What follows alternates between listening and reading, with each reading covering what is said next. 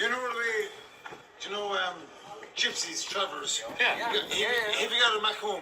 Yeah. So, this young boy said to Dad, I don't know, said, tell the priest, he's making his first Holy Communion.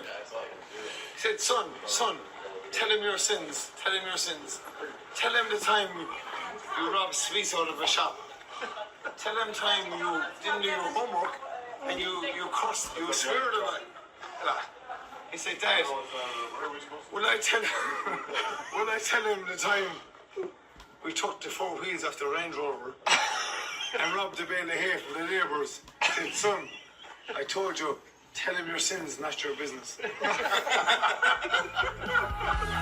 We all know the game's about the journey, not the score. With every swing, we grow one ball. Dan, welcome back. After the long break, we're finally back on the airwaves. It's been a while. Appreciate you participating in the 2025 Craic Open preview show. Hard to believe we're here, but we've almost made it to Pinehurst.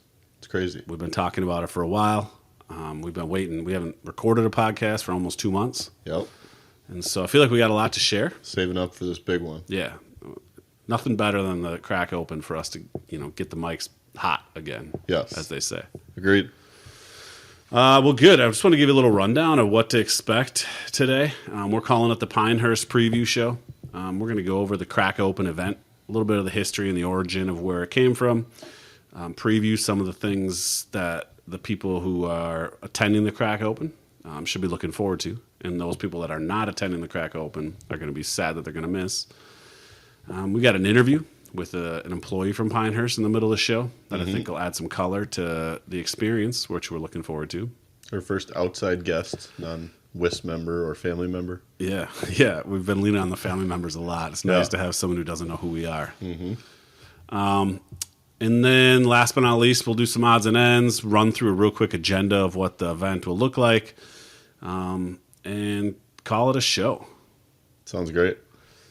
Well, let's get right into it. The Craic Open.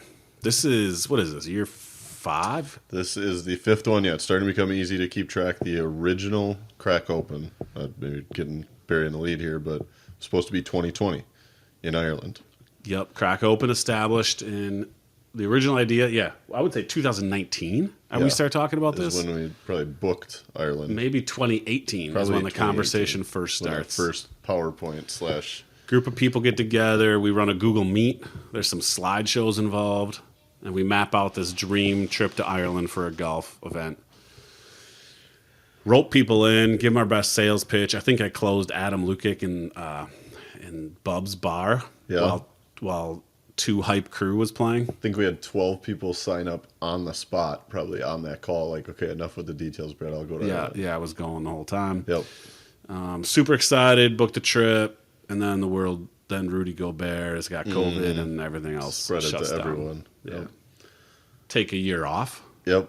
We had the decision to make, remember? We had the option. We could go to Ireland, but the bars were going to be shut down. Oh, that's right. We were coming out of we're reopening, and they were concerned about what sort of social activities we had. And since it's called the Craic Open, and the name was titled after things such as Got associated as a super spreader event. Yeah.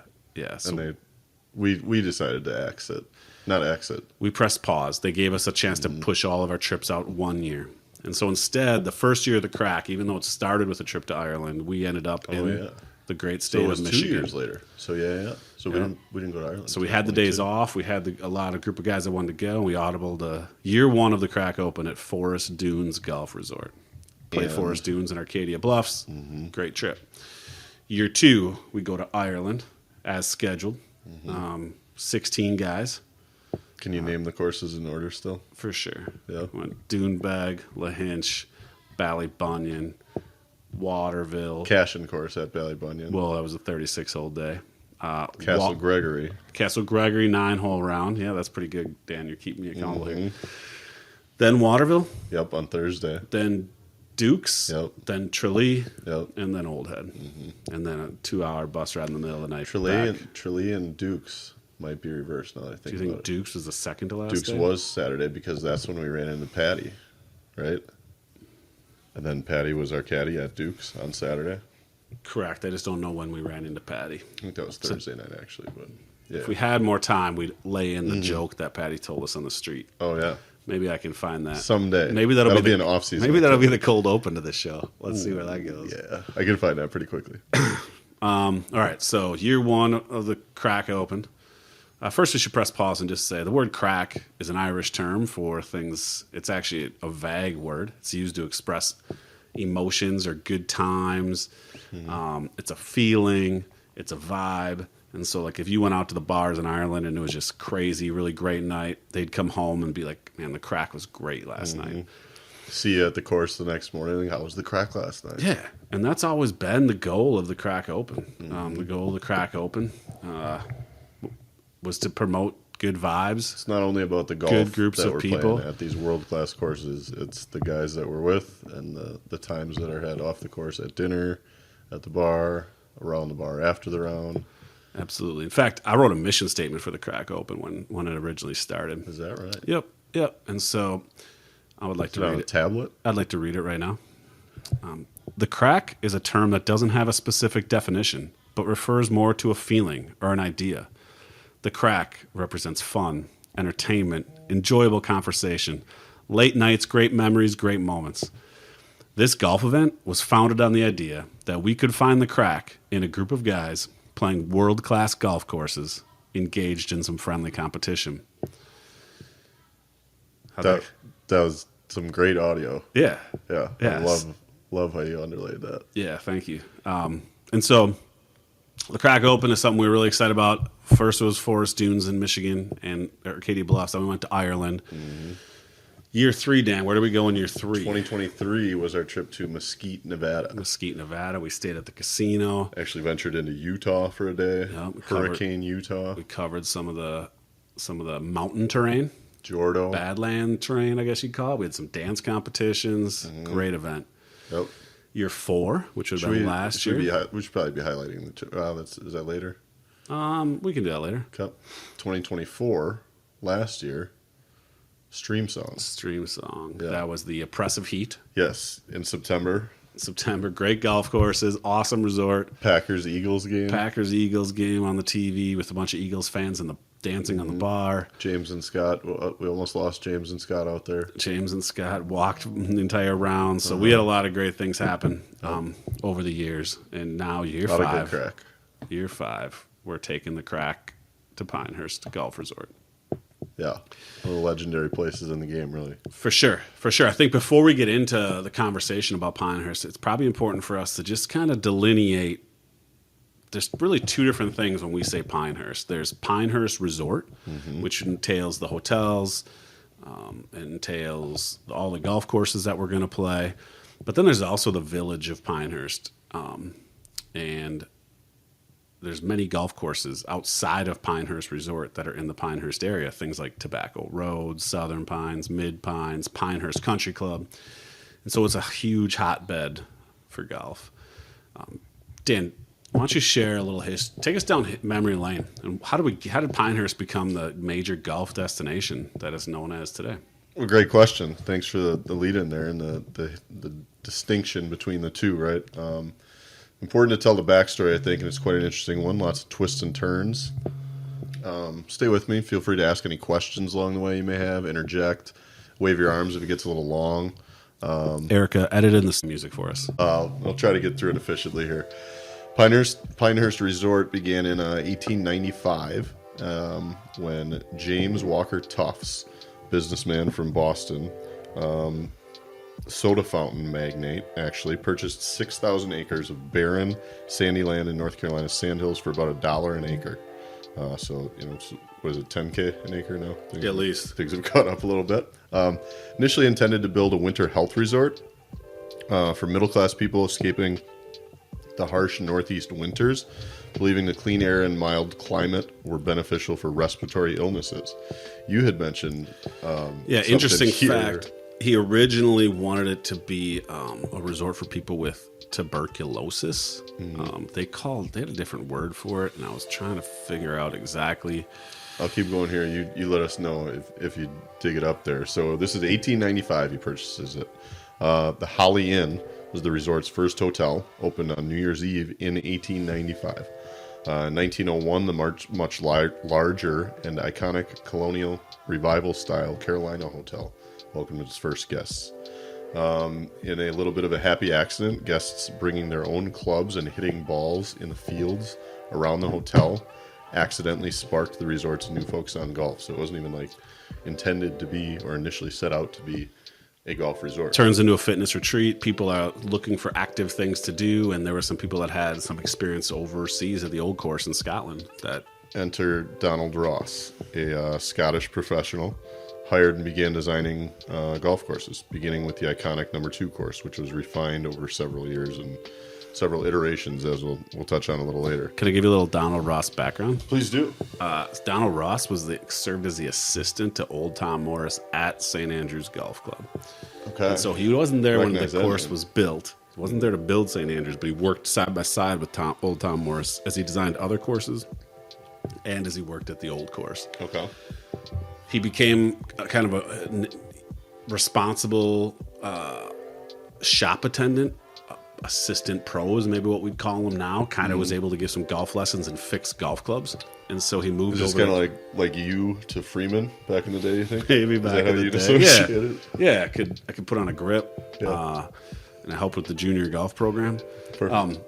And so he moved over to Royal Dornoch. He got hired over there, which some people say is the best course in Scotland besides the Old Course, and was running that place by himself. Meets a guy from Boston who says, hey, golf is about to take off in America, and it could be super lucrative for a young guy who knew a lot about it. And he got in a boat and came to America. American dream. Moved into Boston. There was no bigger name in Boston at the time than the Tuft family. Yeah, of course. And one thing led to another, and he moved James to Walker Pinehurst Tufts, Resort. who you're referencing. Yeah. Yep. Yeah. Tuft University has no affiliation with James Walker Tuft, interestingly enough. I'll edit that part out. No, that's good to know. Back to your story, Dan. Yeah, no, Erica, start the music again. That is good to know. So then in 1901, the Carolina Hotel opened officially. Grand establishment that welcomed guests and further established Pinehurst as a luxury destination. No longer a tuberculosis retreat, because it turned out no. people weren't interested in coming yep. So they if you didn't have tuberculosis. kicked that.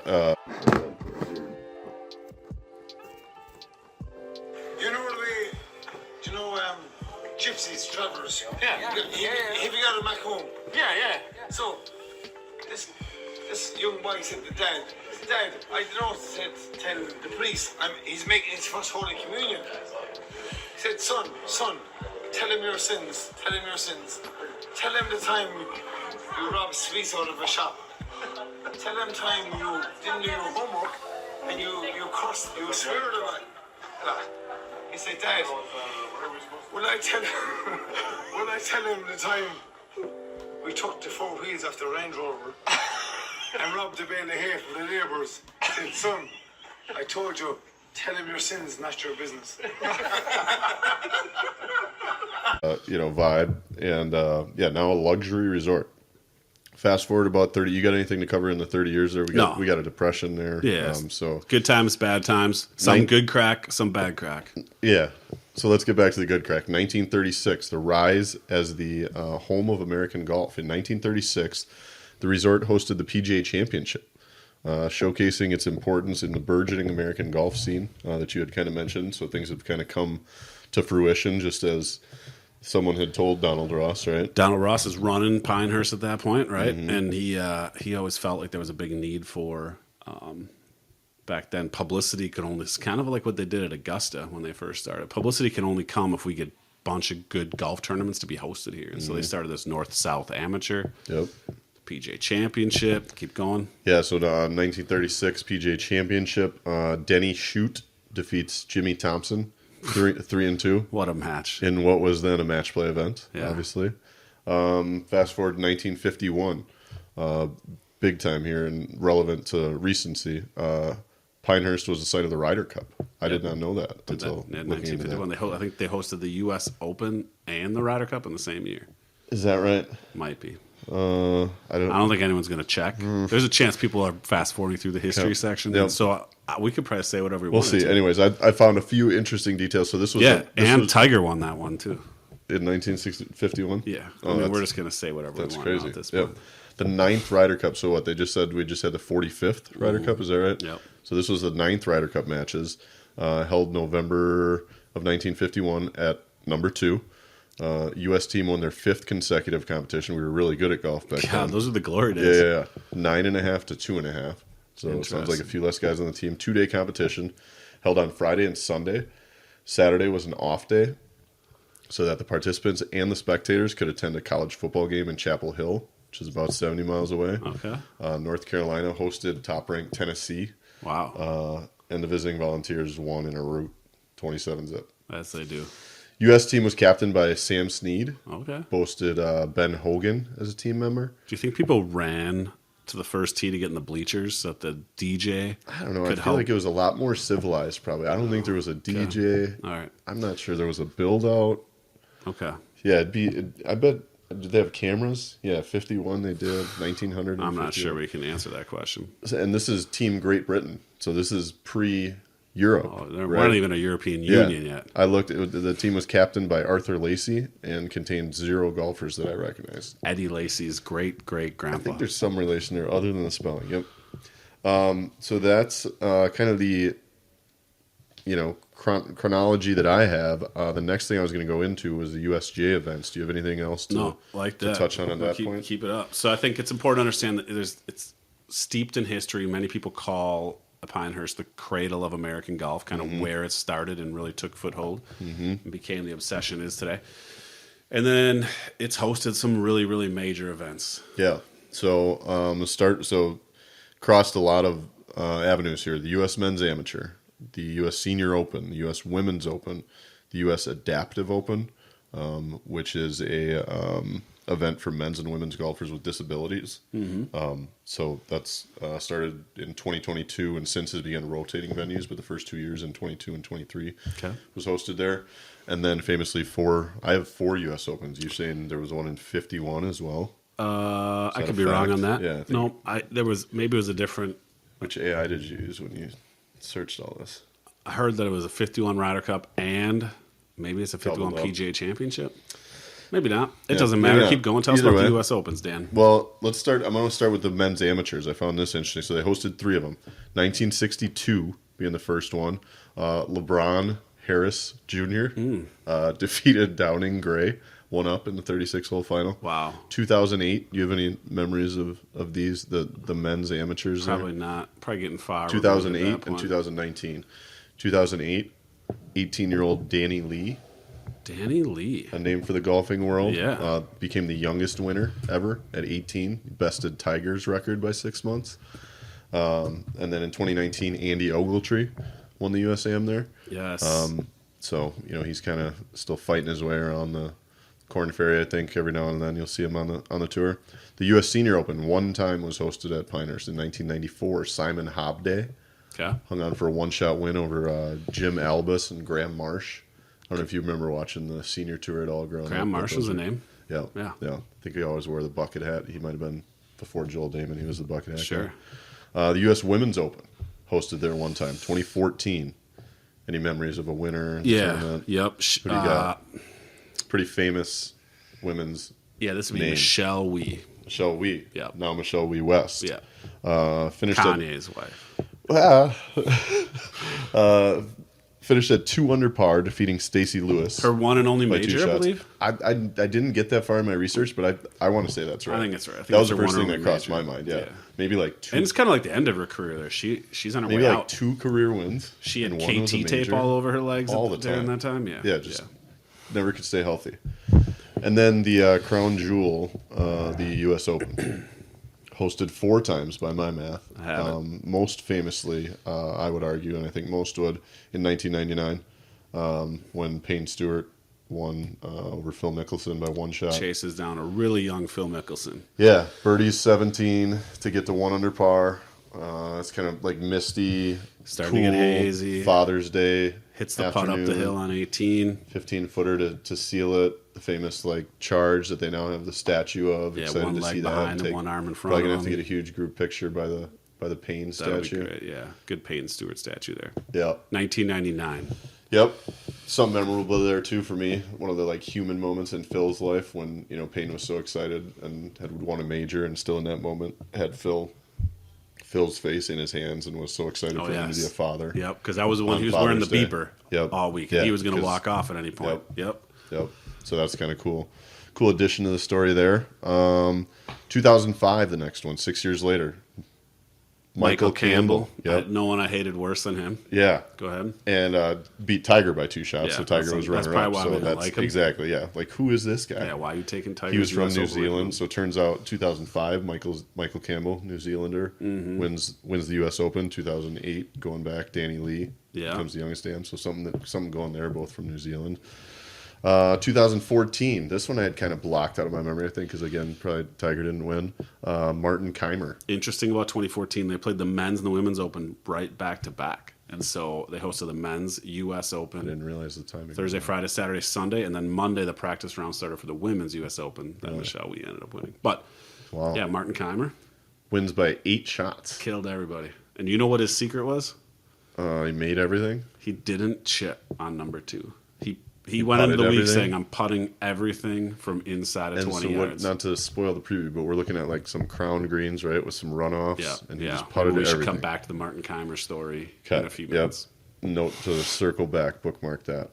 Over Eric Compton and Ricky Fowler.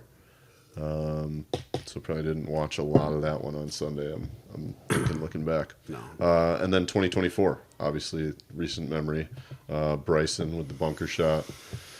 Rory And then kind of Rory- gives it away, misses 2 Yeah. 3-footers down the stretch. And also kind of a preview, I think, just a microcosm of what we're looking at again with the course preview that we'll get into later. The wire grass and the waist area, long bunker shots, crown greens, 3-putting from 4 feet, things of that nature. Yeah. Looked very challenging. Yeah.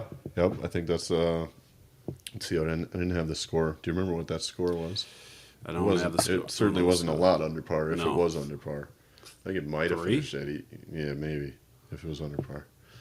But yeah, we got some challenging golf ahead, but it's going to be awesome. Can't wait.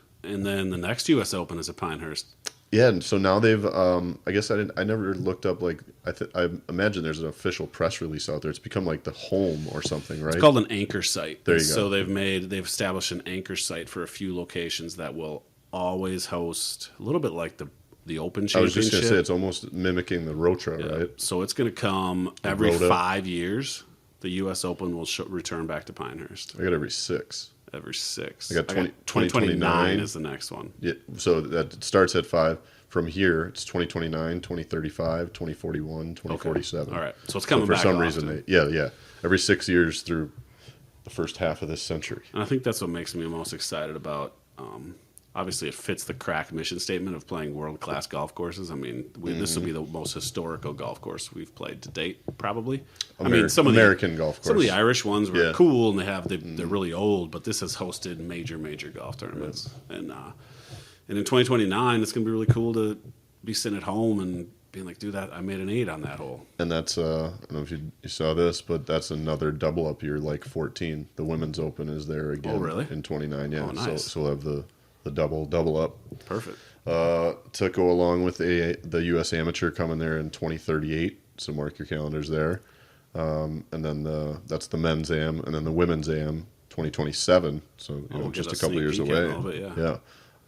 And 2044. So that's 4, 6, 8 USGA major events. Yeah. In the next. We'll hear a 22 little bit years. about it in the interview coming up, but I think they're so excited about it being an anchor site that they took the World Golf Hall of Fame and the USGA experience and moved them to Pinehurst Resort.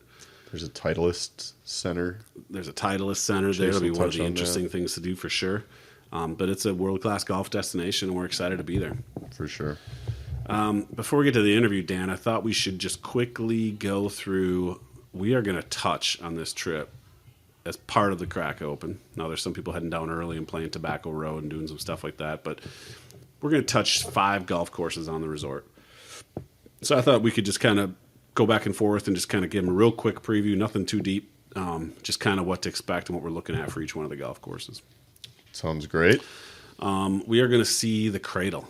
One of the first golf swings we're going to make on the resort is at the Cradle. The Cradle is a short course. It's a 789-yard par 27. Longest hole is 127 yards. Shortest hole is 56. It's in a really small footprint. It's 10 acres.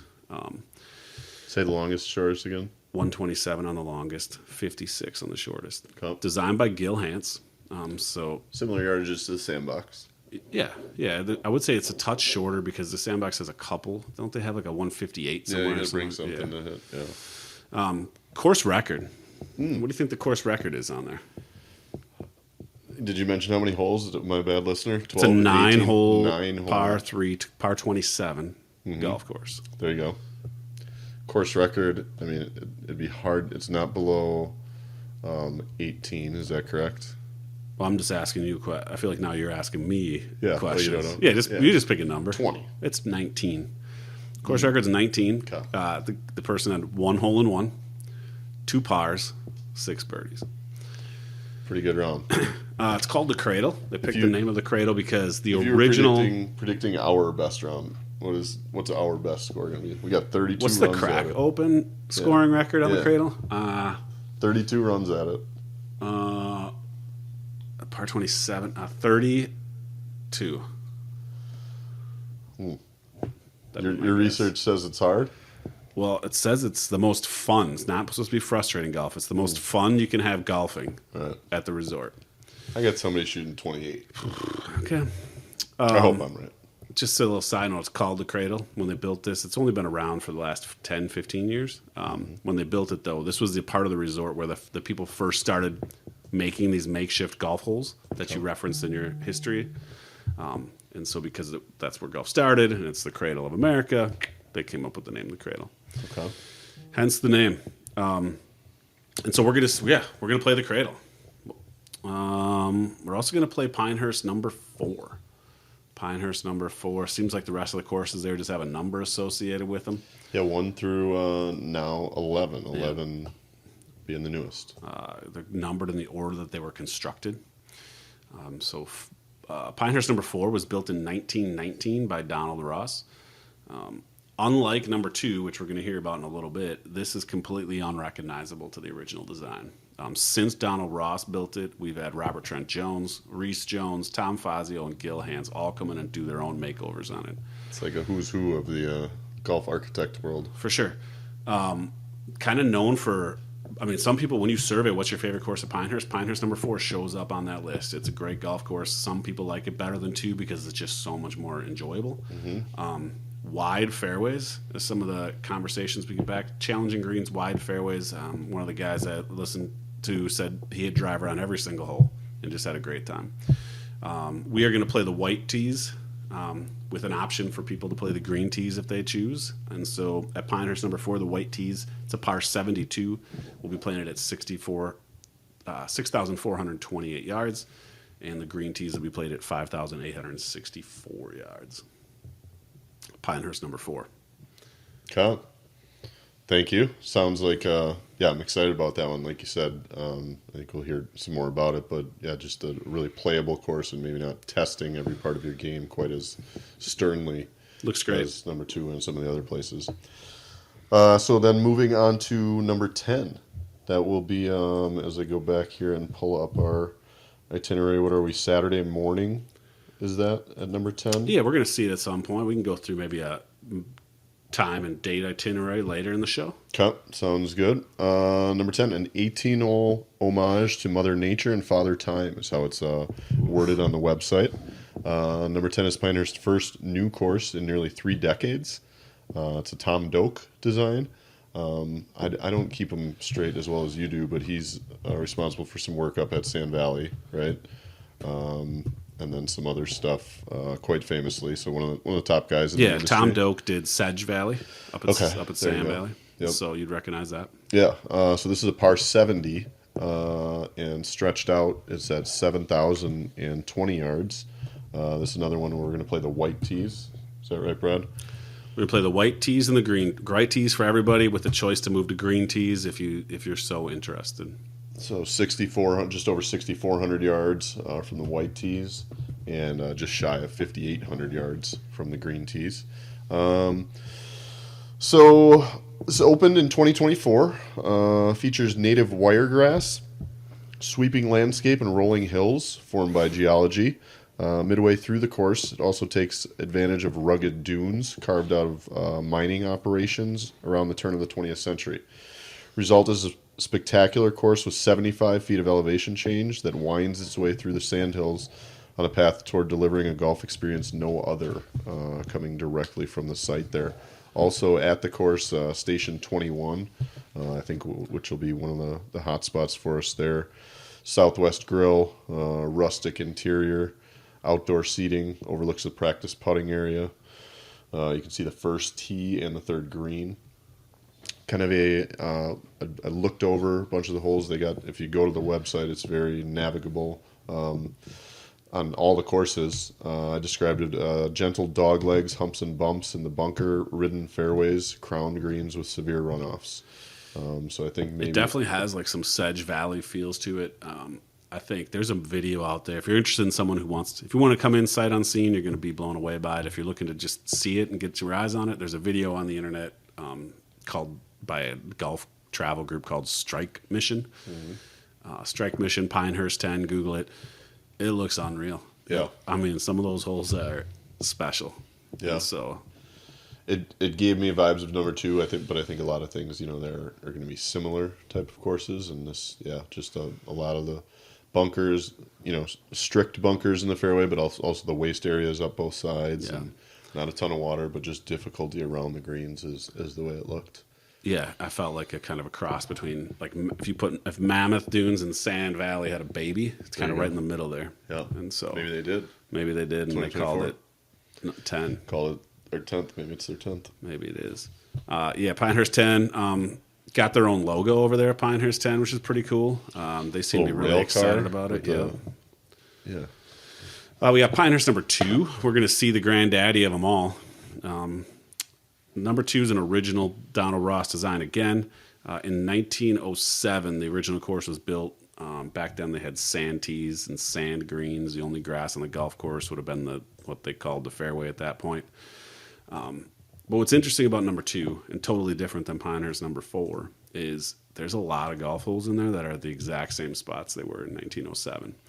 And so holes 1 through 2. So when you leave the clubhouse, 1 and 2. And then when you're making your turn for home, 11 through 18 are in virtually identical spots to the original Ross format. They've been stretched out a little bit. They've added some tees to make them longer, but the place and the green sites, 100% identical to how they were. 120 years ago. Yeah, it's pretty impressive. They rerouted and did some things back in the middle of the golf course, but so much of it is still like it was back in 1907, which is what people think makes it special. Interesting about Donald Ross, or about number 2, is there's no signature holes. So if you ask people when they're done golfing, supposedly you're gonna have a really hard time saying like this was the best hole on the golf course. It's more of a sum of all of its parts sort of golf course. But it does have signature features, and the signature features are a little bit of an unkept look around the edges, and then these turtleback greens. And so your greens might be 7,000 square feet, but really the ball's only going to stop on 3,500 of those feet. And the rest runs off the runoff areas and chipping areas, or if you're Martin Keimer, it's a putting area. Sure. It'll be interesting to see who decides to do what there, and then you stick with it the whole week. You're trying some stuff out. You can hit the little bump and run. You can go up. Yeah, I think you kind of have to. I think that'll be nice about playing the cradle first, is getting a feel for am I good at chipping off of these tight lies. Does it hold? Yeah. Pinehurst number 2, we're going to play the white tees at 6307 with a green tee option at 5771. Interesting thing about Pinehurst number 2 that I thought I'd share is that, and it's really applicable to last week, is they have given the Donald Ross connection between Pinehurst number 2 and the old course. Mm-hmm. They have a Ryder Cup wager that takes place after every Ryder Cup. And so the winner of the Ryder Cup gets to fly their flag on the 18th green of the other golf course for the next week. And so Pinehurst number 2 has an old course number 18 flag flying on its 18th green right now because they lost the bet. How embarrassing. Yeah. I wonder if the boys know that. Yeah. I mean, the way they played, they might just want to may turn all the flags to the old course at this point. Bad news bears. Yeah. Well, that's a little rundown of the history of the Craic Open, Pinehurst and Pinehurst Resort. We actually didn't really talk much about Pinehurst Resort itself. Touch on a restaurant. You want to touch on number 1? We got one more course. We'll see one more course. Maybe Yeah. we just give the generalities behind it. Okay. Yep. Par 72. So we're going to be playing this number 1 for. Did we introduce this yet? Am I spoiling here? Oh yeah, I would wait on that. Okay. We'll be playing number 1 as well. It's a combination course, 18 holes, par 72, 6,000 yards. So again, that's kind of in that Sedge Valley range where it's full par 72, but only 6,000 yards tipped out. Combination course built around 1900. Leroy Culver built the first 9, and then John Dunn Tucker added the next 9 shortly thereafter. Donald Russ added his touches as well. The first course built on the property. Classic course, not just due to its age, but because of its appeal. Yeah, that's great. We had a lot of questions about the golf course, and then that kind of transitioned into, there's this whole thing called Pinehurst Resort. There'll be some maps out on the internet you might want to take a peek at. Kind of shows you kind of where all these things sit in relation to each other. A bunch of shuttle service down there, so once we're down there, we're on site. It's kind of like Sand Valley, and the fact that we're there and have the shuttle service available to us. So. The Pinehurst Village is full of shops and restaurants and bars and breweries. And our hotel, which is the Manor Inn. Once we get there, we park our car, we shuttle everywhere for the rest of the week. And so we had so many questions about it that we felt like we need to talk to an expert. And so we reached down to Pinehurst, and we talked to a guy named Chase Lippard. Who was Chase, Dan? Chase is the golf group sales manager down at Pinehurst. I'll let him tell you a little bit more about himself shortly here. But got to spend some time with him a couple weeks back and ask some questions and just dig into his intel on our stay. Yeah, let's play that here in a second. Don't make sure you come back when the interview's over. We want to quickly run down the agenda. We're not done. We got a pretty big surprise to share, and so you're going to want to hear that out. But with no further ado, here's Chase Lippard. Come on back. All right, we're here with Chase Lippard from Pinehurst Resorts. Chase, thanks so much for joining Dan and I today. Absolutely. Pleasure for you guys having me on the call and getting you guys hyped up for what's coming your way here in November. We're excited about it. Dan and I kind of created a list of questions that we were interested in, thought maybe some of the people that were attending the Craic Open would be interested in knowing. But before we get to some of that information, why don't you just tell us a little about who you are, what your golf journey's been like, and what you do at Pinehurst Resort? Yeah, so I'm the golf group sales manager here at Pinehurst. I mainly handle groups of 20 to 50 people on average is kind of my territory. Most of the groups that I deal with are buddy trip golf centric, just like your trip that you're putting together. And that's what I do on a daily basis is kind of take care of all these groups that come to the resort. A little bit about me. I'm North Carolina born and raised just outside of Charlotte. And I've actually been playing golf for a long time, since I was like 6 years old. And actually was a assistant golf professional just down the road at Pine Hills Mid Pines for about 4 years in the mid 2010s, and then came over here in 2016, and I've been here 9 years doing this gig here. And I've overseen Pinehurst from when we first renovated course number 4 to all the way now we're on the horizons of putting in a Pinehurst number 11. It's crazy. Yeah. And throw a U.S. Open in between there, and yeah. Probably. We got you got the U.S. Open in between there, U.S. Amateur in between there as well. Also a U.S. Amateur 4-ball, and we've got more U.S. Opens on the horizon here, starting in 2029 with the men's and women's back-to-back again. So Yeah. Exciting times over there. More For sure. championships coming. I don't know what else is in store with the USGA being right next door as far as other championships that we could have our way here. But, as far as USGA goes, we could be utilizing some of these newer tracks for some USGA events here in the future. That'd be amazing. Those next ones are creeping up quick already too. Thanks for that information and background on yourself. All the care you've taken on our trip so far. Just had a question about why Pinehurst is the perfect location for a group golf trip. You mentioned the 20 to 50 people you usually house, so we're right in that sweet spot. What are some of the things that would you say sets it apart and makes it such a great spot? Well, I think what makes it kind of the perfect location for a golf group is what's available to you at Pinehurst as a golfer. You have a total of 10 championship golf courses here on site, plus a par 3 course.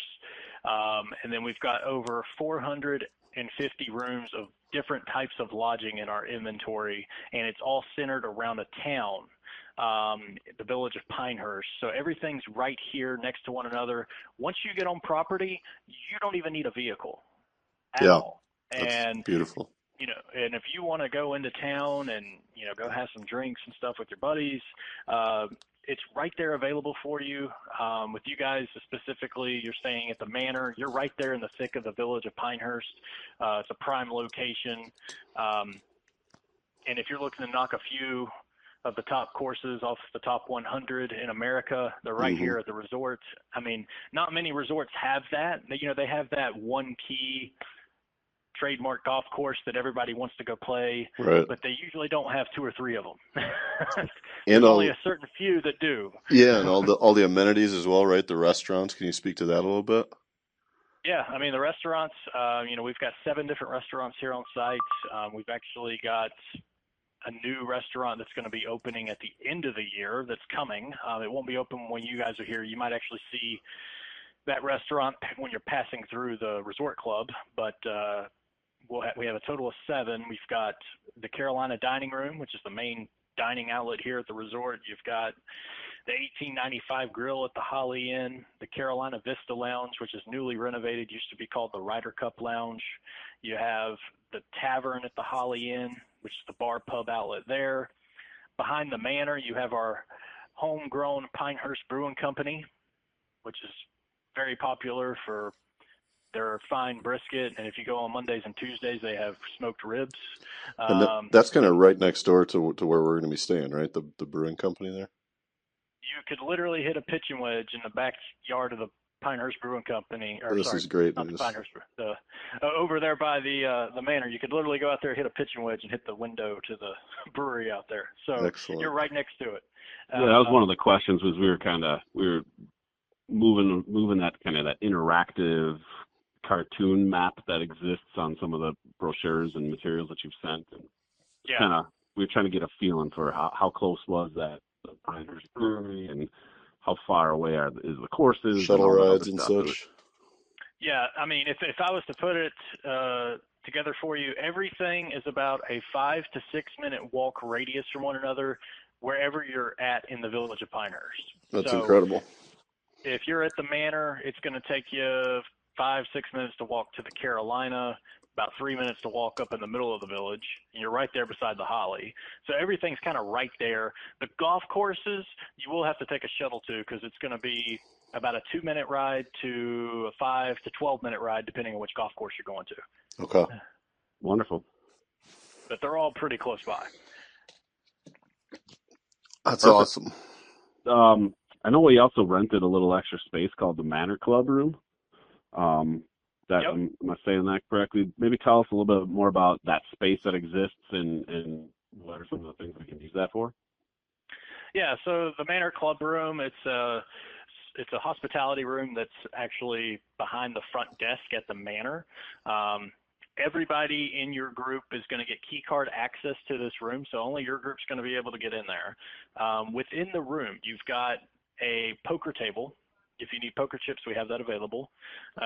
There's a very large sofa in the back of the room, some other soft seating as well, big flat screen TV. You've got a wet bar, ice maker, fridge for you guys to make your own drinks if you like. If you want to get some drinks from the bar, there's a bar there called the North and South Bar that's fantastic. Highly recommend their Old Fashioned is their signature drink, in my opinion. And you can kind of go back and forth from that room, play cards, hang out. It seats about 12 comfortably at a time. But, I mean, if you got guys standing around, you know, at night, you could probably cram about 20 people in there. Okay. But, you know, probably on a given time period, you know, about 12 is on average what's going to be comfortable just kind of sitting around hanging out in there. Sure. We'd be able to set up our podcast equipment in there. I don't see why not. Yeah, perfect. And we can just kind of leave. We have access to that all week, right? We don't have to clear that out each night or. You don't have to clear it out. No, you got access to it the whole time. So once you check in, your key card will get you in there, and only your key cards are going to open it. So nobody else that's staying at the manor or staying anywhere else is going to be able to open that room but you and the front desk. That's awesome. Yeah. As we were preparing for the trip and doing some research on the website, there was, I think, an Instagram post maybe about secret teas, collecting secret teas around the Pinehurst Resort. Can you talk to that a little bit? Yeah, so when you guys check in at the manor, you'll see there at the manor they actually have some teas. Ask about the secret teas when you get to the manor and talk to the front desk agent. They can give you like a little bag. And it's basically to get you to go and visit as many places that are Pinehurst owned as possible to collect all the teas. So there's a different logo on every tea. So if you go to the Manor, you go to the Holly, you go to the Carolina, they're all going to have different teas that you can kind of collect. Also, the golf courses have different teas that you can collect as well. Some of the restaurants have different teas.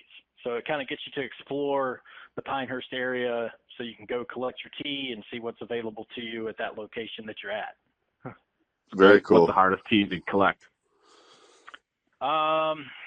Getting over to number 6 or number 8 there? I mean, I actually think probably the coolest tea that we have is going out to the Nest, which you guys may not know what the Nest is. The Nest is the halfway house at 2 and 4.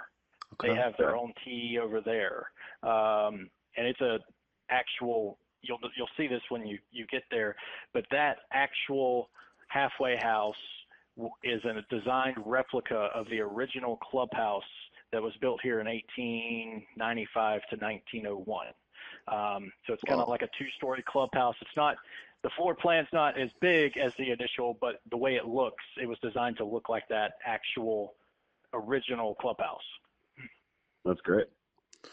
Yeah, so many cool, unique features and stories. Oh yeah. I mean, you'll go to like all the golf courses and see all their merchandise, and they have different logos for the golf courses. When you guys go play number 10, they just opened the pro shop over there and a new restaurant called Station 21. Okay. Their logo's probably one of the coolest logos on property. It's a little mine cart. I'm pretty sure you've seen it. It's called Pinehurst Sand Mine. It's a little mine cart. Yeah, I was just looking at that today. Yeah, it's pretty cool. And their pro shop is just incredible. Very cool. Kind of along the same lines with all the history there. Recently, the World Golf Hall of Fame has made a transition to your grounds, right? That is correct. Yeah, they came in. The opening week was U.S. Open week last year. A busy time for you guys, obviously. Oh yeah. Are those areas fully explorable now for us? Are we gonna be able to tour them while we're there? Yeah, so they are opening every day from like 9:30 to 5 p.m. Okay. Except for on Sundays is the only day they're closed. And anybody's welcome to go over there. They have downstairs is kind of the USGA World Golf Hall of Fame Museum, where they've got some artifacts. They've got some cool things there on aerodynamics of golf balls and some of their rollings. There's also a video room where you can kind of go in there and they're running videos. There's also, they have a display for some memorabilia that Bryson DeChambeau donated his wedge. Oh, nice. So that's on display there. They're getting ready to open up the new Payne Stewart collection over there. So that's coming soon. Okay. And then when you go upstairs, so it's actually 2 stories, the whole upstairs is the World Golf Hall of Fame. And when you go up there, they've got all the trophies from, the Augusta Nationals trophy, not the jacket, but the actual trophy. They've got the U.S. Open trophy, PGA Championship, Ryder Cup. They've got some women's championship trophies. Also, too, they have every single member of the World Golf Hall of Fame has their own locker, and they've donated their own memorabilia to the museum. To fill it I out. think the coolest locker to go to is going over to young Tom Morris's locker, and you can actually see the belt, a replica belt. I don't know if it's the actual or if it's the replica. They might be able to tell you, but it's the actual replica belt before they introduced the Claret jug. They gave away the belt back in when they started the championship back in 1866? Moons ago, yeah. Yeah. So I thought that was really, really cool. And then you'll see on display when you walk in there too, the new inductees. So Podrick Harrington was the big new inductee that they had this past year. Okay. So you'll see his locker there. So every year they'll have new inductees, and it always gets done during U.S. Open week. So I'm not sure who's slated for 2025, but there's so many names. You can probably spend 2 hours just staring at the lockers going through there. It's crazy. That's awesome. What is the? I'm sure we definitely have some people interested in finding time for that. What is is there a fee associated with that, or how much does it cost? Right now, the fee is $10 per person. Oh well, awesome. It's very minimal. Yeah. And when you said soon on some of the Payne Stewart stuff, are we talking 30 days, 60 days soon, or are we talking next year? So I was actually over there a couple of weeks ago, and they said they were getting ready to open it. Okay. So it should be open here within the next week Before to November. 3 weeks. Excellent. I would think. Yeah. Sounds great. In that same line of questioning, I saw another social media post that talked, I might butcher this term, but that you have this thing called the Titleist Shop at the Paget Center. Yep. That grand opening was yesterday. Really? Tell us a little bit more about that and kind of what the purpose, what it serves as what solution it creates or solves for visitors of Pinehurst. Yeah, so, Titleist is one of our big partners here at Pinehurst, and this was an idea kind of pitched between both of us and Titleist, and basically it's being put in where our Paget Learning Center was, where we used to sell clubs and everything that's over there by the driving range, so you can't miss it. The whole idea is to create a full experience here at Pinehurst to where you can get your club fitting done, everything, and the only other way to actually get a club fitting experience like this is to go to Carlsbad, California. Okay. So this is like Titleist bringing their experience over there at their headquarters in Carlsbad, California, over here to Pinehurst to offer that experience over here for guests. And anybody who wants to call and sign up and get a fitting. They also do your own, if you want to pre-order some golf balls, they do customized golf balls right there in the shop. Nice. They're going to have customized head covers. There's going to be a full display of head covers for Scotty Camerons. So if you're one of those people that like customized head covers, they're going to have all that. All the latest and greatest technology. They just put their TrackMan launch monitor system in and got the place open yesterday. It's going to be a fun, interactive thing for our guests to visit. Even if you're just passing through and not even a guest here at the resort, you can call and make an appointment to go over there and get fitted. So it's open to anybody to go and experience. Yeah, it looks pretty amazing. Is it have like a tour truck experience where, I could get fitted, they set me up with some sort of hybrid, I wake up the next morning and it's ready for me, or are they placing all these orders through the Titleist distribution process? As far as I know, it's going to be all custom order. Okay. Now, there are clubs and things where you can go buy off the rack there, but if you're looking to get custom fitted, that would be a special order in that scenario, and it would get shipped out to you wherever address you want to send the custom order to. But they can customize your balls right there in the shop if you want to get custom balls. If you got a big order, they'd have to pre-order it, but if you're looking to get like a couple of dozen, they can do them right there in the shop for you. And then they do have full golf equipment repair. So if you guys have any problems, you want to get grips done, you want to get, say your head of your driver flew off or something. That's good your enough. driver. That happens that's in our group. available to you there too. Yeah, I would say this is our 5th Craic Open, and I would say 3 of the first 4 there was a broken club at some Somebody point. had Not something. out of anger, just out of Malfunction. the Bally Bunyan turf or whatever it was took it out. So Yeah. Well, that sounds like a great solution for us. Yeah. And I mean, also too, if you're looking for, something cool like that, where you've got some like custom fitting options, we do have Golf Pride. The Golf Pride headquarters is actually located out by Pinehurst number 8 by the entrance, and they do custom fitting for grips there.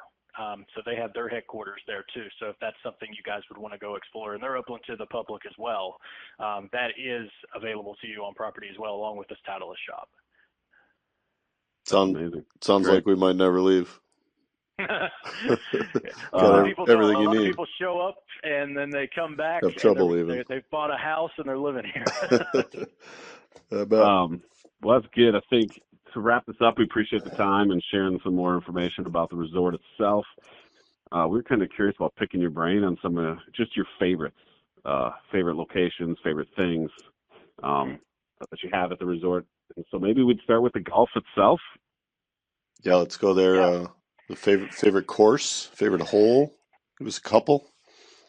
Yeah, my favorite course here, and even with the new course that we've brought in, I mean, my opinion still doesn't change here. My favorite course is number 4, and the only reason I have for that is because I think of a golf course. If I was to play a golf course every single day, and not get burned out about it or tired from playing it, or it's not too hard, it's not too easy. Number 4, as far as the beauty of the golf course, it's not overly difficult, but it's challenging enough, in my opinion, and it's got all these scenic views, and it's just hands down to me my favorite golf course here, just because of those reasons. Now, as far as my favorite hole goes here at Pinehurst, honestly, that's a tough one, but yeah, I bet. I think probably my most favorite hole here is like picking a favorite child.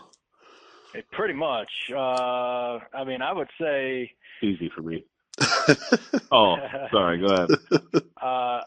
I really like hole 17 on number 2. Okay. I just think hole, the history behind that hole, and the beauty of the hole when you're standing up there on the tee is just gorgeous. And it's also the site where Payne took the lead in the 99 U.S. Open. Right. Made a putt to make birdie on that hole. It's got a lot of history tied to it. And a lot of the last championship coming down the stretch there with Rory and Bryson, being kind of neck and neck during that time period too. It's a really good par 3, in my opinion. I mean, even from the back tees, it's only like 190 at most from the back tee. So, it's not overly long. It's just you can't hit it right. You hit it left, and you can't really go long. Was that the one that Rory went long on? He hit in the back bunker? Or was that the other par 3 on the back? Rory, he hit it in the left bunker on that hole, but he actually got up and down. Okay. Now, he missed a 3-foot putt on 16 before that, when he was putting for birdie from like 20 feet. So he 3-putted from like 20 feet. And then 18, he missed a 3-footer for par and ended up losing by 1. Yeah. So it's it's kind of right there in the thick of a lot of history, and the hole itself. You step up there on the tee, and you're like, oh, I got to hit a good shot here because it's like, where am I going to miss this? Right. Well, it sounds like a good stretch for us because no one misses 3-footers like the players at the Craic Open. So That's right. that'll be perfect for us. You'll be stressing over 3-footers all day long on number 2. I can tell you that. Yeah, I kind of wrote that down as a second question, not to hijack the conversation here, but how do the expectations change for us when we, between playing number 2 and playing number 4? From what I've heard, number 2 is pretty challenging. Yeah. So let me ask you this question: what yardage are you guys usually playing from? That's a good question. In the past, we had a pretty big distribution of handicaps. I would say everywhere from a 5 to a 25. And so the last time we had an event like this, we let some of the higher handicappers move up a box. And so, but we're not committed to anything, I don't think, Dan, are we? No, not at this point. Somewhere in that 6,000 to 6,400, 6,500 is probably you got recommendations for us? Yeah, we would definitely take those. Yeah. So yeah, I mean, if you're looking for something around 6,000 to 6,400, 6,500, I would definitely do white tees on number 2. Okay. That's going to put you about 64. It's going to play a little bit longer than what the card actually says, just because some of the holes are kind of uphill. Hole 4 especially is the toughest hole on the golf course. It's like 485 or something like that. Yeah. It's a little bit shorter than that from the whites, but you feel like you're having to hit the longest club in your bag just to get it to the green on that hole. Right. But course 4, I mean, I'd go white tees on that one too. That was about 63. But as far as comparing the two of what to expect, the difficult part of number 2 is not on the tee box at all. You can literally hit it all over the yard, to be quite honest with you. So guys will like that. Good to hear. Now, you might end up in what we call the native areas, or what they say on TV, wiregrass, lovegrass areas. And you might not get up with a good lie, or you couldn't end up with a good lie. It just depends. It's kind of 50-50. Yeah. It's kind of like what happened with the U.S. Open. You hit it in there, it's the luck of the draw. It's awesome. It was fun to watch. But number 4's got the same type of aesthetics off the tee. You got the wiregrass, everything like that. So, I mean, off the tee-wise, between the two, you're not going to see a difference there, really. Now, number 4 does have some water hazards, as to where number 2 only has one water hazard, and it's on the 16th hole, and it's not even in play unless you top your tee shot. Yeah. So, okay.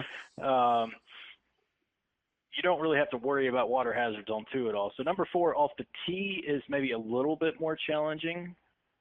A little, but it's really the second shot that you're hitting, your approach shots, is what's going to make the 2 differences here. And most people that play number 2 and play number 4, they see probably on average about a 3 to 4 shot stroke gained on number 4, just because of how challenging the greens are on number 2.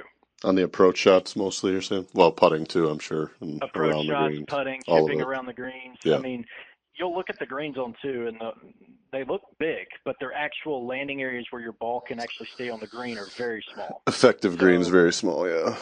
Yeah. So number 4, I mean, they're big, but you're not really going to have your ball roll off the green like you're on number 2. It's just not going to happen. So, Gotcha. That's where number 4 is a little bit more of a fair test. You can breathe a little bit, like, I can challenge that pin there if it's not going to roll off the green, So you can get away with things on number 4 and get up and down a whole lot easier than you can on number 2. And you don't have to have near as much patience to get through your round on number 4, which is why it's one of my favorites, because, I mean, I don't want to stress over every putt. Yeah. A lot more Well, playable, like you said. Yeah. So. Well, it sounds like number 2 will be number 4. I think we open with number 4. Is that right? So. Or we play? Ease our way in. Yeah. Then, I mean, number 4, that's a good one to start on. I mean, it's really going to open it up for you. You get a sense of what Pinehurst golf's going to be like, and you're going to finish that round going, that was a great golf course. I mean, it's only up from here. Are you kidding me? Well, that's good. Half the group's going to be really excited about hearing about the difference between the golf courses and how, number 2 is going to be really hard. The other half, I think, is going to care about where the best places to find food and beverage. Mm-hmm. And so walk us through, what's your favorite thing to eat? What are some things we should have on our radar for the time that we're there? My favorite thing to eat on property is the beef brisket at the Pinehurst Brewing Company, if you're into bar pub type food. Excellent. Everything there is smoked. We have a smoker outside. We smoke all of our food there, including our chicken wings. It's the food there is just fantastic. If you're looking for, that kind of upscale bar type food where you guys can hang out. We have 8 different drafts of beer that are running seasonally there that are made right there at the distillery. So you'll kind of see that there when you get it there. They actually have a room called the platform room that you can kind of see the distillery and all the beer being made. So it's a pretty cool spot right there behind the manor. So I'm sure you guys will end up down there at least once, if not twice. But besides from there, probably my next favorite spot to get food. Now, this is just my personal opinion. If I'm looking for more of an upscale type of meal, my favorite dish is the surf and turf at the 1895. Perfect. If I'm looking for something a little more southern but still upscale, we have a new restaurant called Plate Southern Table. It's located at Pinehurst number 8 Clubhouse. They have a dish there that's kind of like southern fried chicken with this like sweet gravy poured on it. Oh, it's so good. And then we got, and if you're looking for something over at the Deuce, which is at the main clubhouse that overlooks number 2, you can't really go wrong there. But my personal go-to over there is to hit up that buffalo chicken salad we got, or the buffalo chicken tacos, one or the other. Sound like great options. No, I'm getting hungry. Question I had that crossed my mind here. Any dress codes to worry about at any of these places? Or is your golf gear going to get you in? Yeah, so the only places that have dress codes would be the Carolina Dining Room, which is one of our upscale restaurants. Just a collared shirt, slacks. You can even wear jeans if you like. Closed-toe shoes. Gotcha. That's kind of the dress code. Sure. Same dress code for the 1895. If you want to go to Plate Southern Table, they require a collared shirt, but you can wear shorts. Okay. Another thing that maybe falls in line with this category would be we're kind of there from a Thursday to a Sunday or a Monday, and so there's going to be some football games on. Is there a place you'd recommend if we were looking to catch the end of a game somewhere? Does that Pinehurst Brewery solve that problem for us? Are you looking to eat and watch, or are you looking to drink and watch? Well, a little bit of both. A little bit of both. Pinehurst Brewing Company, pretty good to go with there. You could also hit up the Carolina Vista Lounge at the Carolina would be another good option there. They have big TVs that overlook the bar. Okay. And then they got TVs throughout the restaurant too, large TVs. Perfect. They also have an outdoor fire pit area too, so if you want to go outside and have a cocktail and smoke a stogie or something, you can go out there too. There's TV out there? There's not one out there, no. But if you're looking to have some drinks and stuff and you've already ate dinner and you want to just watch more football, you can always go to the bar, the North-South bar at the at the manor where you're staying. Perfect. Nice. They got TVs in there. You can have a cocktail, watch the games, cut up, have some fun. If you can't find me, Brad, it sounds like I'll probably be at the brewery. Yeah, the brewery or the North-South bar, both of which are close to our house. This is great news. Yeah. Those are probably the best 2 spots. You could go over to the tavern at the Holly, but their TVs really aren't extravagantly big. But they do have really good Irish pub type food there too. So if you're into that. And then we've got some other bars in the area that you may want to consider that's not owned by us. We have one spot called Dugan's Pub, and then we have Drum and Quill. Those are 2 Irish pub bars that are in the village within walking distance of you. Wonderful. Sounds great. Any other, I know you mentioned the Old Fashioned as one of your favorites earlier. That tickles our fancy up here in Wisconsin. Big Old Fashioned crowd. Any other signature drinks we should be trying? I would definitely. So you guys are scheduled to play the Cradle, right? The par 3 course? Yeah, a couple times.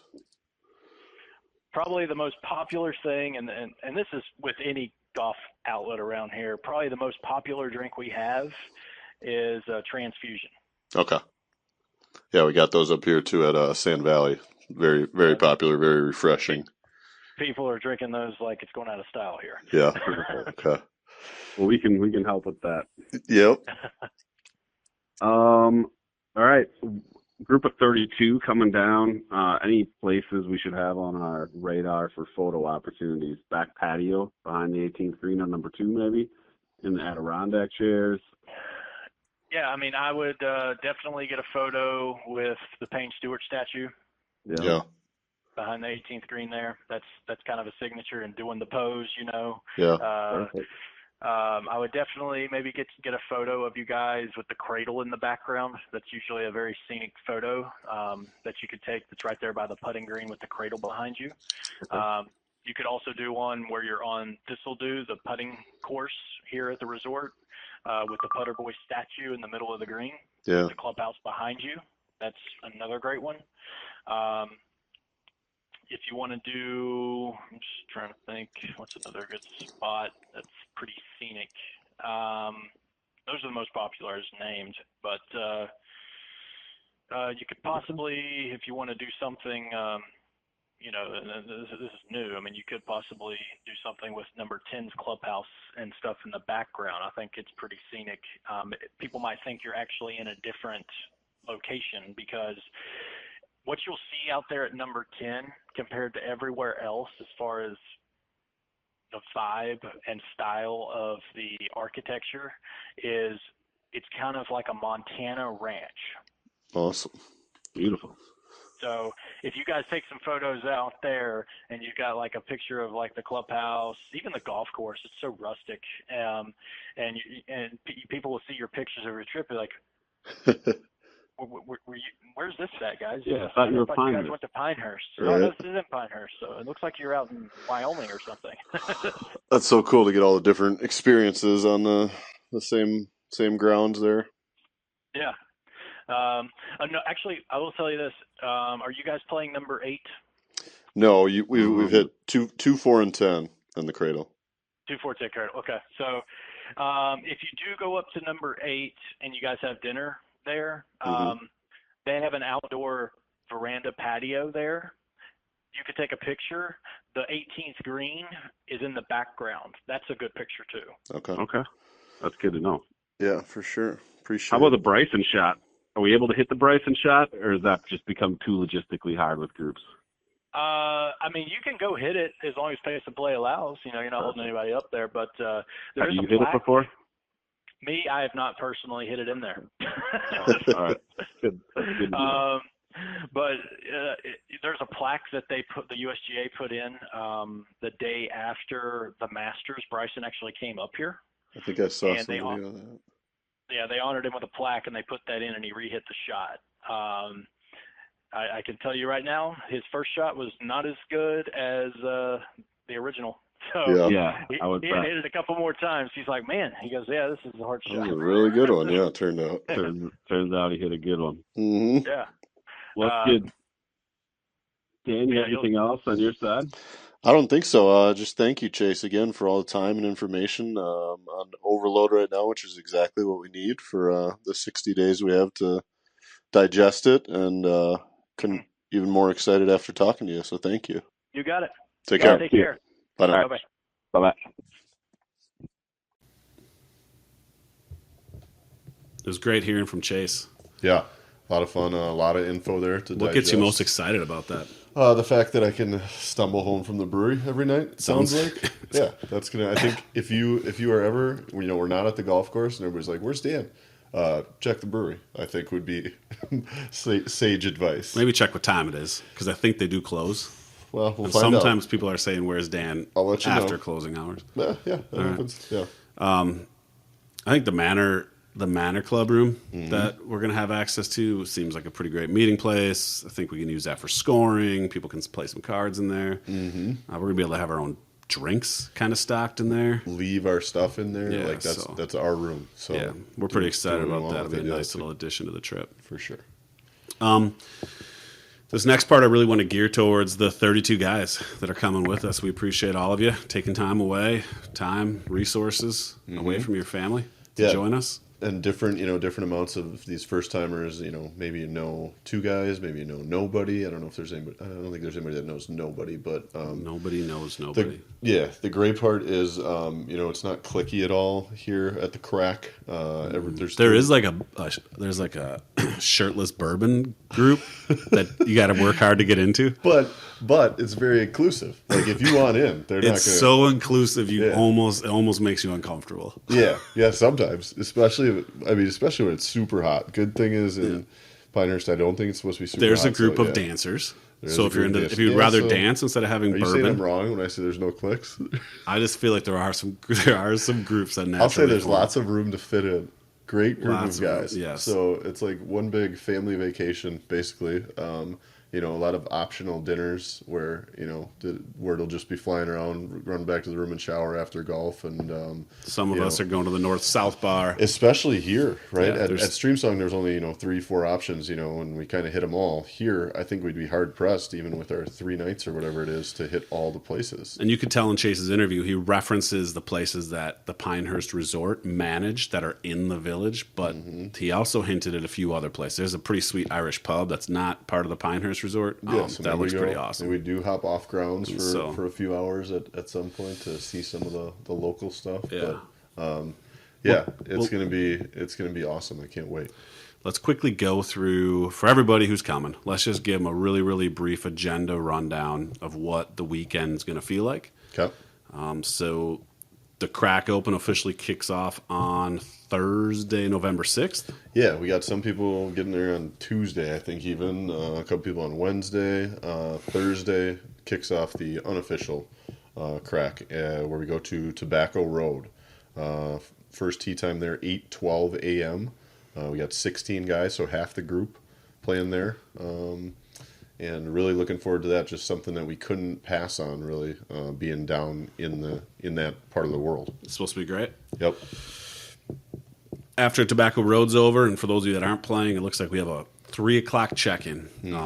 Most of us are staying at the Manor Inn. There are 4 people who have to stay at the Holly, which is just literally a block down the road. But most of us are at the Manor. Check-in's at 3:00. 3:00 till 4:30. Kind of got some time in there to maybe get to your room, drop off whatever you need to do, check into your gift, maybe on a shower.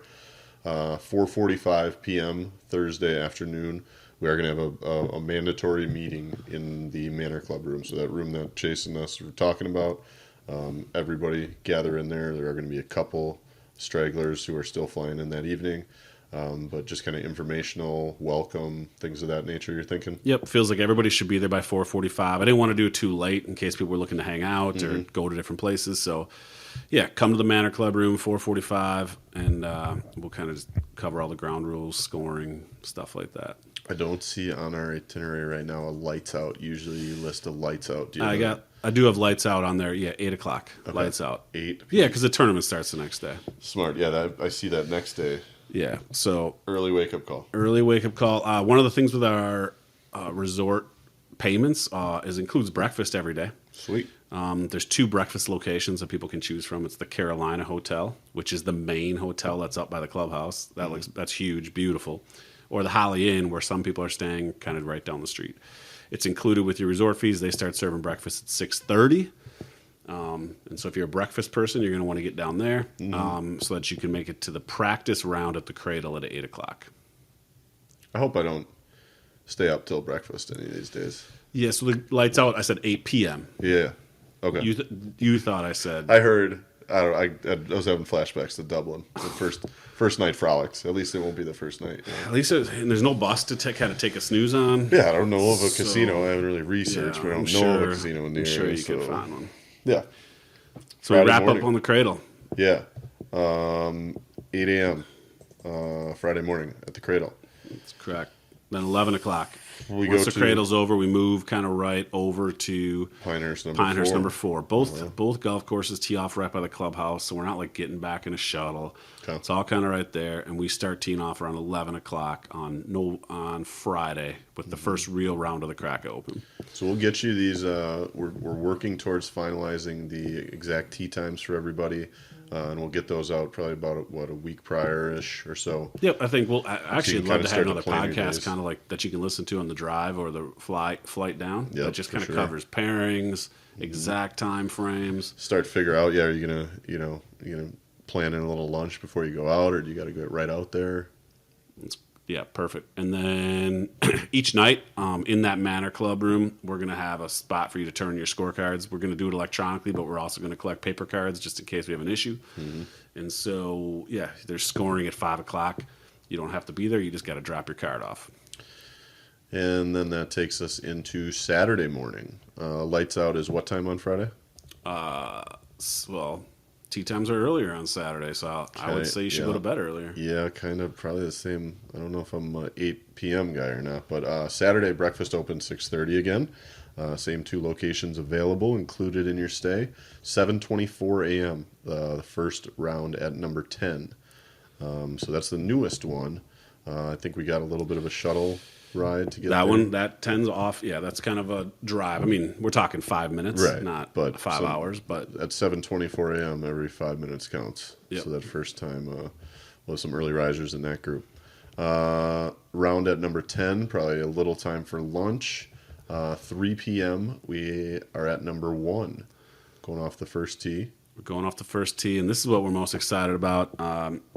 We are having an event at 3 o'clock on Saturday called the Stampede at Pinehurst. Chase was able to close for us. Yeah, Chase, we're pretty excited about what he was able to do.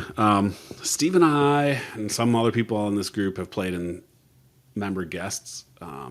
Recently, we were at the Legends, and they have a little stampede they do at the end of their member guest. Little? It's pretty big, but it was like the most fun I had all summer golfing. How many people were there that day? More than 32. 88. Yeah, 88. Okay. So we decided, let's see if we can make this happen on our own. So we called Chase. Chase talked to his people, and we're going to run a stampede. We're excited. Yeah. Here's how it's going to work. Pinehurst number 1, what's kind of cool about Pinehurst number 1 is the first few holes play right around the old racetrack as well. So it kind of fit the stampede, horses. Yep. Horses stampede. Yep. Golfers can stampede. Logistically on the course, we don't end too far out. Yeah, we put some thought process into it. So here's the format of the Stampede. It's going to be 5 holes long. We are going to break up into 8 teams of 4 players on each team. Dan, how are we going to break up those teams? So we want to have them be balanced. So we're going to balance the handicaps. Pretty much that's the way we're going to do it. No comfy pairings aspect to it. We're going to try to make them as balanced as possible. A little snake draft maybe from top to bottom with... Yeah, something like that. But or snake assigning more than a snake draft. Yeah, and who do you hope you play with who do you don't want to play with in the Stampede? I don't know if I'll answer that. I'll answer that first question. I'm not sure about the second one. But what I want is like a high handicap guy with a lot of potential. That I'm gonna catch in. I want that 3rd round pick to really perform for me. That's what I'm looking for. So I think the first guy that sprung to mind is Jeff Ginther. Matthew Golden. No, too many spin moves for my liking. Jeff Ginther. Jake Ginther. Oh, Cousin Jake Jacob. Ginther, not Yeah. Jeff. Jeff's going to be hard because his phone's not working right now. Oh, man. So that's a story. You're going to be calling him. Hey, he's going to be in his midday nap. He likes to take that 3 o'clock nap. His mind is in a pretzel. Yeah. That's and hard and enough. we're only 30 days out. I don't know if he's, So I guess I can't answer this question. Who do I hope is on my team? Jake Ginther. Okay. Who do I hope is not on my team? Jeff Ginther. Okay. How about you? Same way, come back at you. I'll play with anybody. What a politically correct answer. I feel like I can. I feel like I can win this event with anybody. Good job not finding any enemies. We put 8 teams, 4 players on a team. Each team they're putting 1 ball in play per team. So we're going to pick a random order. However you and your little foursome want to set it up, you, Jeff, Jake, and we're going to pick random teams. Todd. You guys, your team is in charge of determining your order. Correct. You're going to... Once that order is determined, That'll be how it is played until you are either eliminated or win the 5-hole Stampede. At Pinehurst, yep. So whoever you deem to be your player 1, he's going to hit the first tee shot. All 32 of us are going to be standing on the first tee. The number 1 players from each team, however you deemed that number 1, is going to hit the first shot. So we're only hitting 8 balls. 8 balls in play point, that are not all going down the 32 of us, fairway. but there's all 32 of us there. Yep. Is what creates 8 carts parked around. That's what creates the environment. Correct. Then the number 2 slotted players will go find the tee shots and hit them towards the green. Then the number 3s go. Then the number 4s go. If your ball is still not in the hole, it goes back to number 1. Yeah. And until you are able to hold the ball out. Becomes some strategy there. So what we're doing is the first 2 holes. So all 8 teams are going to play those first 2 holes. No matter what. Yep. And you're going to get a 2-hole aggregate score for your team. No net. No net. Just a gross. Straight Yep. gross. What did your Some team are going to make? be gross. I've played in a Stampede twice. I've never made it past the first hole. Well, so so I there's was also- that's why I said let's play 2 holes. Not to get 'cause too that'll be deep into first the time. weeds, because I think my team is going to have a huge strategic advantage, as yours might. But, say you're on the green and your number 3 players, maybe you want to clear your number 4 player or something, get the next guy on the tee box. That can be strategy. Got to read what everybody else is doing. Yeah. Just an awesome event. The fact that we're able to pull this off at Pinehurst, like, you might not be able to get, Morningstar to do this for you. The fact that we're getting Pinehurst to do this for us is pretty awesome. Pretty crazy. Yep. 3:20 p.m. Yeah, get there at 3. We're saying first ball, sure. 8 balls go in the air at 3:20. Play the 2 holes so there'll be 8 scores. Everyone's going to aggregate their first 2 holes. So interesting to see what kind of shape everybody's in. At 3 in the Correct. afternoon Tired. It's for- been a long day. We have for a day that huge started long at lunch break, 7:20. so I'm assuming Yes. some of those beers at the Not everybody's drinking waters at lunch. no that bar at the number 10 course looks pretty amazing. Yeah. So, we will eliminate after the end of 2 holes the 3 teams with the highest combined scores. We will eliminate from the competition. Tiebreakers. No time for a hot tub standoff here. There are no tiebreakers. No, there should be a tiebreaker. There's got to be something. How are Chip we- off. Sorry. Chip off Yeah. on that. On I knew hole. that. Yeah. The hot tub Of course standoff there's threw me a- off. Yeah. If 2 teams are tied, the next person in order, not the whole team, but whoever your next person is in your There you rotation go. has to do the chip off. Cup. And so we'll make sure we got some rules for this. So Yeah. we'll be able Does to follow. the chip off person then count? So for her, Yeah. For Yeah, if whoever- you have to chip off, then it would be the You're person out on after the you next. that hits the next tee Gotcha. shot if you Okay. get through. Good. Yep, so that rotation stays. We don't clear say, about that all. we're on the first hole, he tees off on the second hole. That rotation just keeps going. So we play 2 holes, eliminate 3 teams. Down to 5 teams. Now they have 5 teams standing on the 3rd tee box. They're going to play the next 2 We holes. start the scoring over. Same deal. Same deal. We play 2 more holes, aggregate, total everything up. We eliminate 3 more teams from play. And so when we get to that 5th tee box, which is a par 3, Down to 2 teams. there'll be 2 teams standing there. And only 2 balls left in play. Person with the lowest score on the par 3 wins the Stampede at Pinehurst. If 2 teams tie, we go to a chip-off for the title of the Imagine the Stampede build-up. champions. I think we might need a couple extra bags of beers in the cart maybe for that Yeah, round. let's plan for that. Have Yep. some extra drinks. We don't want to be like running back to the Stop at the clubhouse. manor room. Let's load up, a couple extra cigars, Yep. and let's have an afternoon. That sounds pretty great.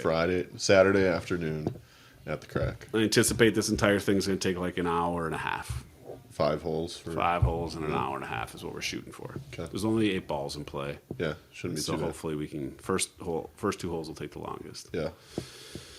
So then that kind of wraps up Saturday. When we're done with the Stampede, you got to make sure you get your cards into scoring at some point that afternoon from the entire day. Got some big college football games that day. Probably I didn't dig into that. yeah, it but was what on the times- schedule. What times lights out there? Wisconsin, I mean, Rutgers. They'll be chasing their 4th win at that point of the season. We'll skip that one. Matt, you can let us know what happens on the DVR. okay.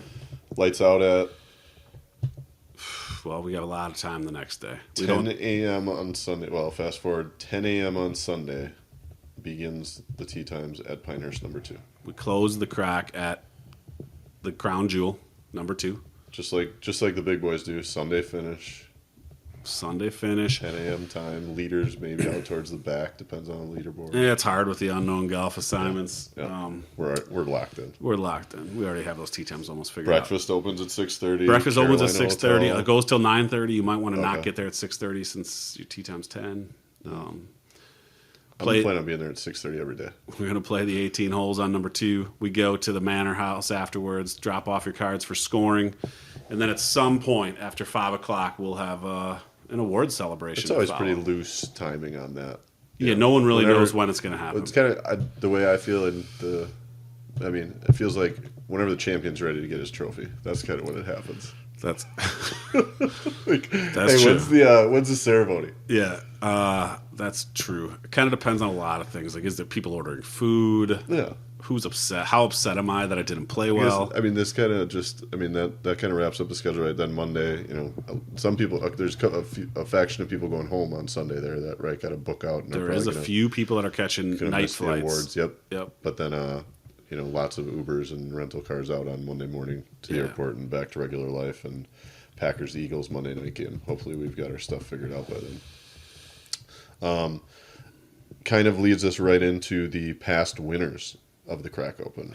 Yeah. Speaking of award ceremonies, Yeah. you want to run through those real quick? Yeah, I don't distinctly remember the first award ceremony. I don't know if we made as big a deal at the first one. Our first winner was our first award ceremony. We had some people upset because we ended on The course that we played at. Arcadia South and a bunch of, which is one of the best courses in Michigan. But Matt was grumpy. I think was. Greg Berlin was grumpy. I'm never grumpy. Dan was grumpy.